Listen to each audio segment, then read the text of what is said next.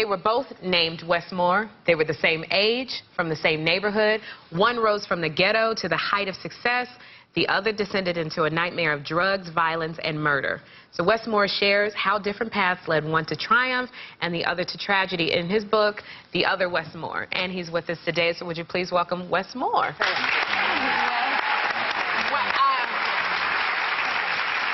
This book is such, it is, like it says, it's very chilling how one life and, you know, how paths can go off, and I can't wait for you to read this book, but clearly you are the successful Wes Moore. You found out about the other Wes Moore when you were studying abroad in South Africa, so this was about 10 years ago. How did you find out about him? I received a call from my mother, and she said, you know, I've got something crazy to tell you, and I was in South Africa at the time, and she said, there are wanted posters in your neighborhood for Wes Moore. And if you see him, he's assumed to be armed and very dangerous, and to notify the authorities. And it haunted me how you had a situation where, and not only did I learn about the name, the similarities, but also how many other similarities that we had, that we both came from single-parent households. We both came from tougher neighborhoods and had trouble in school and trouble, you know, with our neighborhoods. And so that's really intrigued me to want to learn more. And you acted on that, though. I mean, some people would either say, oh, hey, we have the same name, I lucked out, and move on. And other people would let it haunt them, not do anything. You actually took action and started a relationship. That's right. Which is phenomenal. Yeah, a few years after I first learned about him, I wrote him a note in prison and wasn't really expecting to hear back from him. But then a month later, I get a note from Jessup Correctional Institution from Wes Moore. And that one letter turned into dozens of letters, and those dozens of letters turned into dozens of visits. And so it's now been years that I've known him. With that first letter, what did it say? The first letter was really just asking me very basic and, in retrospect, almost naive questions, like, you know, who are you? And I knew about his brother. His brother was actually the trigger man that day. And do you ever get a chance to see your brother? And then that letter he wrote back to me was basically just explaining, answering all those questions, and also saying how much it meant to him that I wrote him. Because he said, when you're in prison, you think that no one even knows you exist anymore. But you know what is so interesting is that you did turn out to be so very different, even though you say your backgrounds were the same. I mean, you were a Rhodes Scholar, a decorated combat veteran. You worked on with Condell.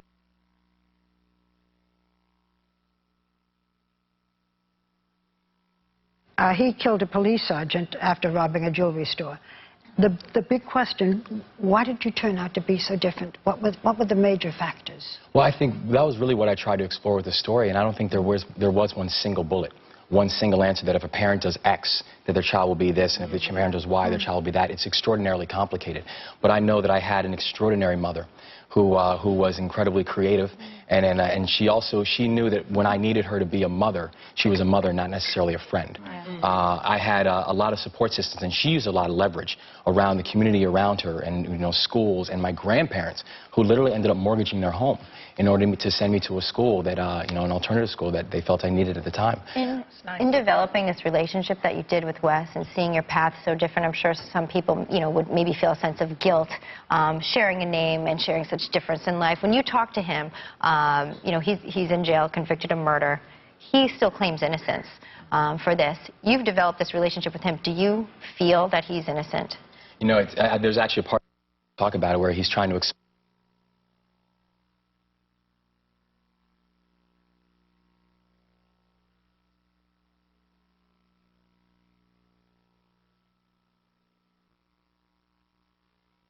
Murderer. We have to be really clear about this. It's very, very clear. This is two men talking about their lives. So I just wanted to make sure people understood that. Because, you know, people will say, oh, well, he's making excuses. There's no excuses made here. But I do want to ask you, with the proceeds of the book, because it's a rather large thing you're trying to do, the questions that haunt our young people today, where are the proceeds for the book going? There's actually a significant portion of proceeds are going to two different nonprofits. One is called the U.S. Dream Academy, which supports kids of the incarcerated, kids who have one or both parents inside of prison. And the other is an organization called City Year, which helps to support young people and teaches them about the importance of community service and gets them involved at a young age so we can prevent these type of tragedies from happening. And you make a great point. I mean, the victims that day were Sergeant Prothero and his family.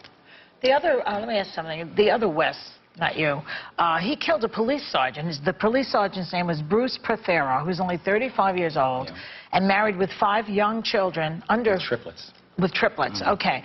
Now, did you ever ask the family how they'd feel about writing a book about a man who killed their father? And why not give some of the proceedings to them? Yeah, actually I didn't. Proceeds, rather. Yeah, and actually I had a chance to speak with many members of the Prothero family, and I have received some great feedback from many members of the Prothero family who have read the book. And so they're okay with that? Well, and I've always said that an endorsement from their family is the greatest endorsement I could ever receive.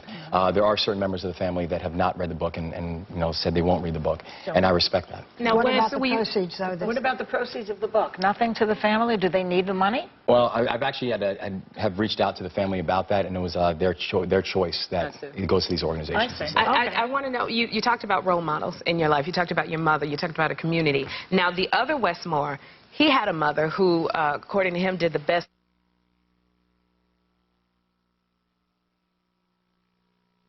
Was the trigger man in the same killing. But Tony, when he found out that this other Wes Moore was trying to deal drugs, beat him up. Now, the brother tried to keep him from doing drugs like he was. So why weren't these two people in the other Wes Moore's life enough of a positive influence? Well, it's a great point. I think it just shows the holistic nature in terms of raising children, particularly raising children in many precarious communities. You know, in some communities, you have neighborhoods which are almost actively working against the parents in that situation. And that was one of the things I really, loved about this book and about the process of the book, was this idea where this story is about more than just, these two kids and about these neighborhoods, but it's about a larger conversation. Thank you so much. You must read this book. Thank you so much, Wes Moore. Everyone is taking home a copy of The Other Wes Moore. We're going to